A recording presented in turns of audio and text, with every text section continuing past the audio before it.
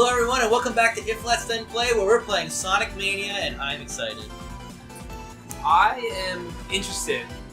Have you seen anything of this game? Yes, I had seen a little bit. Okay. Yeah, I watched a few other Let's Play channels play it, and it looks cool. I mean, it's not necessarily your thing. Yeah. I've heard very good things about it, though. I mean, it's really good. It plays like the old games, but probably better. It's hard for me to say, like, okay, moment-to-moment gameplay-wise, it's probably better than Sonic 3 Knuckles, which is the best Sonic game. So this is probably the best Sonic game, but, I mean, just by nature, the fact that this game is like an anniversary title that's reusing a lot of like stages and gimmicks from old games, it makes it hard for me to say this is better than all the games it's like lifting a bunch of content from. Right. You know? And that's not to say... That's not like a knock on the game's development. All indications are that the original developers did not want to remake Green Hill Zone. Yeah. But Sega was like, no, you gotta remake Green Hill Zone. This game is it's really good though gameplay wise. It's some of the best level design in the franchise. Okay. For sure. I mean, all the levels are huge, which is great for Sonic levels. Lots of different layers, and they follow a more... how can I put it? So, one thing in Sonic that's really weird, I'm going to talk a lot about Sonic in this series, in case you couldn't tell, but I mean, I think you kind of knew that when you pressed play. Something that's different about, like, something that's interesting about Sonic is that a lot of different levels will have very different theories to level design within the same game. Right. So, like, there are levels that are like, okay, your highway levels have a lot of slopes and loops. Your, like, dungeon level is going to be a lot more platformy. You know, your Green Hill level is going to kind of be in the middle. And special stages. Mm-hmm. And this game kind of way more heavily leans on the, like, you can have all these slopes and fast tubes that you can ride around in everywhere to get a lot of speed. And I think that works because lots of people, if they're not a huge Sonic fan, the complaint is that Sonic tells you it's all about speed, and then when you play it, you get the platform. Yeah. And I'm like, well, Sonic is not about you're going to go fast every single second. Sonic's about if you get good, you can go fast every single second, right. But you gotta get good first. Have you seen the special stages yet? I have a little bit. These special stages are great. So how it works is you have to catch the UFO that has the emerald. You can go at 3 different speeds: Mach 1, Mach 2, Mach 3. And you gain speed by collecting these orbs. They level up your speed. Right. And you gain time by collecting rings. You see the timer on top is counting down. Yeah. That's how much time I have left. I'm going to get this on Mach 2 right about now. There's Mach 1, Mach 2, Mach 3. Mach 1 being slightly slower than UFO, Mach 2 being slightly faster, Mach 3 being way too fast. But I love it. Huh. Lots of people actually avoid Mach 3 because they don't want to get hurt. Right. For anyone who knows this game, I'm going to be skipping the bonus. That's the special stage. I'm going to be doing the special stages when I get Supersonic. I'm going to try to do this game pretty much as fast as I can, while also getting all the emeralds. Alright. I'm not a speedrunner, but I'll see what I can do. Hashtag, are we a speedrun channel now? No, because I'm not going to be using all the fancy tactics that people do. I've seen YouTube channels that are like just commentary channels, and they're playing this game, and they're beating levels like 40 seconds. And I'm like, oh, wow. Holy cow. I can almost do that in Chemical Plant Zone Act 1, but not in any other stage. Wow, that's crazy. I mean, it's Green Hill Zone pretty fast. Yeah, I'm in 19, not bad. So is that like exactly how it is like in every other Sonic game? What? Like the level layout? The style? Yeah, like I mean I played Sonic before, but I feel like you don't know the level design philosophy behind Sonic. You're saying? Well, I'm trying to figure out what is that map reused, but like updated? I guess. What they did is Act 1 of each stage takes little bits and pieces of like iconic level design for the stage, sure, and uses them, but fills out the rest of the map with original stuff. Okay. Green Hill Zone Act 1, I think the first like almost half of the stage is actually the original, and then it branches out and adds all these extra routes and paths and hidden stuff. Gotcha. But sometimes you'll see in Chemical Plant, well, I mean, people who know Sonic will see in Chemical Plant Zone that there are little chunks from the original that they left in, but there's also like a lot of new stuff between it. So you'll go through all this new stuff and be like, oh, I remember this. I know what to do here. Okay, I see. This is also, like, I mean, it's different in a couple ways, because this game is supposed to be like it's gameplay wise. They follow up to Sonic 3 and Knuckles, and Sonic 3 and Knuckles had something that Sonic has not done much since, which is that rolls fast. Called elemental shields. So you can get there's 4 shields in this game. There's a normal shield, and what happens if you get hit with a normal shield, you lose the shield instead of losing rings. Then there's the water shield, which lets you breathe underwater and gives you a tackle attack. There's the fire shield, which makes you impervious to fire and helps you light things on fire. And you lose it if you go underwater, because water puts out fire. Right. And then there's the electric shield. It gives you this dash attack. And the electric shield gives you a double jump. It will attract rings towards you and lets you walk on ceilings in some places. Oh, that's cool. And it's impervious to electric attacks. Right. So if you get like a fire shield on the lava level, you can walk on lava, which is really cool. And something that like they did a lot. They had a lot of fun with in Sonic 3, and then like they never did it since. They gave you the electric shield in later games, but it only like dragged rings towards you and doing any other stuff. So what's happening there? What's the plot? Sonic found that something was going on in Angel Island Zone, so he and Tails go there. They go there to find egg robos, digging up a mysterious gemstone that we now know is called the Phantom Ruby, and it can manipulate space-time and mess with like everything. It just throws physics, it makes physics like poop his pants. So Dr. Bonnick is trying to use it right now to mess with space-time and kind of control things. But it also corrupted those robots that found it and made them go rogue against it. That's not totally clear in the game, but we know that's the plot. Gotcha. I messed up a little bit. There's a way to skip this part. This is the hardest part. So where is all the plot explained?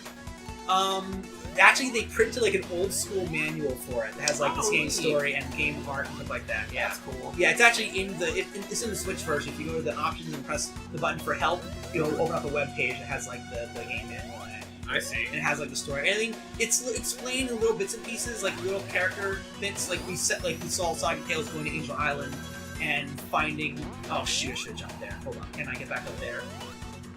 Hold on, Tails. There you go. I don't know if you found me. Huh. How long can you do that? What? How long can you do that with Tails? Only like 3 or 4 seconds. Gotcha. He runs out of juice pretty fast. Actually, I think it's how many times you press A is what it does it, not how long you're in air. So you press A, he goes up. Right. So, how does messing with space-time help Robotnik do anything? I honestly don't. He always is looking for like gems of power to like. Right. I know I'm getting damaged. Anyone who's watching this like knows what I'm doing. I'm just trying to wail on him. I'm taking hits to wail on him. I don't know. It's not like perfectly clear. And well, this game actually ends with leading the Sonic Forces. Okay. This game is actually. And that's the one coming out soon. Yeah. Which is never been known for in a Sonic game. This is like my favorite state of the game, I think. Right here.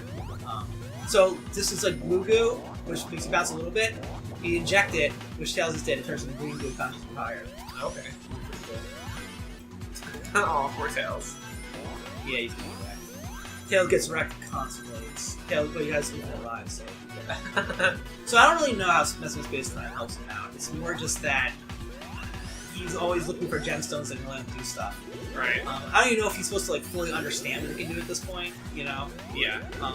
And I think that the story was probably a little more well thought out originally. Well, it's not the original plot. The original plot's way better than they pitched. Really? Yeah.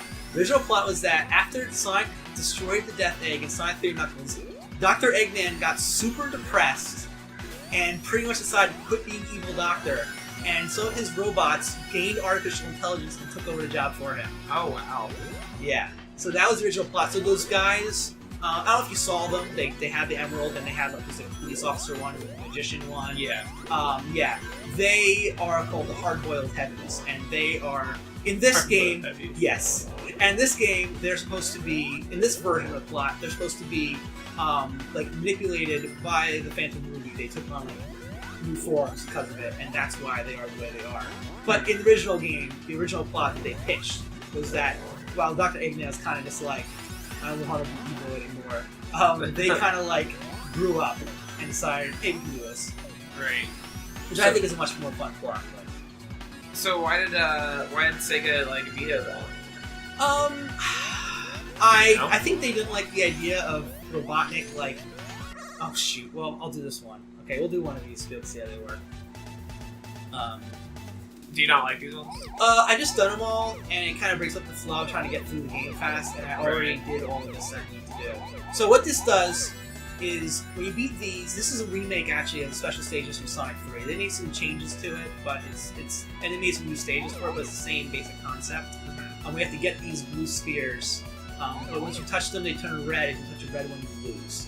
Great. So you have to kind of plan your path, and if you circle blue ones and red ones, they all turn into rings. Doesn't it get harder as time goes on, too? It gets faster. Right. It's about to get faster in a second. Huh.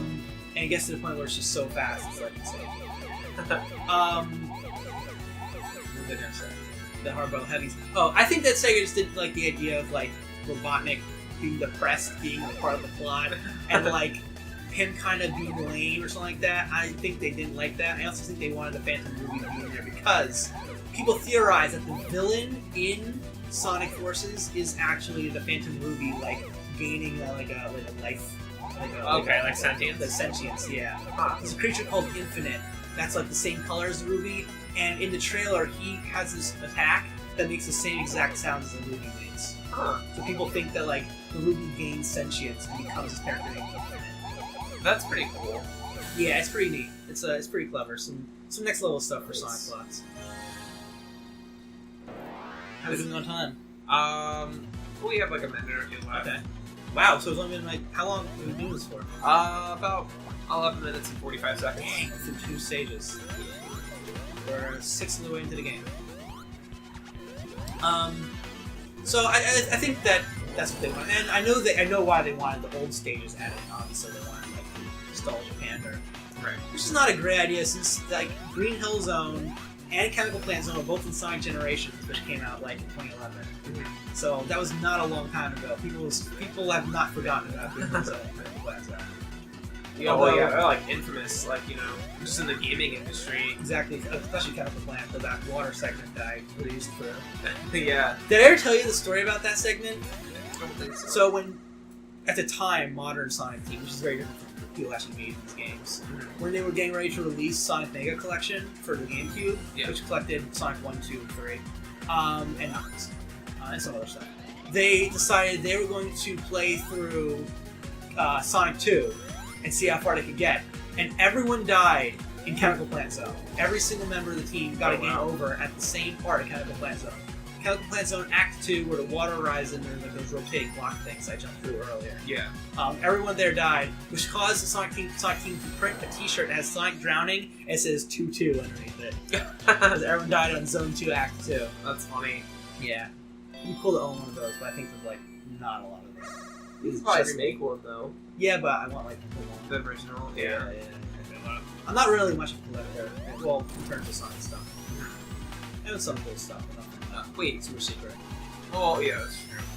And yeah, I have my copy of Sonic Adventure 2 is signed by Jensen Noe, the guy who wrote and played guitar on all the songs. Right. I remember you told me the story when you met him. Oh, this is fun. Have you seen this? I have.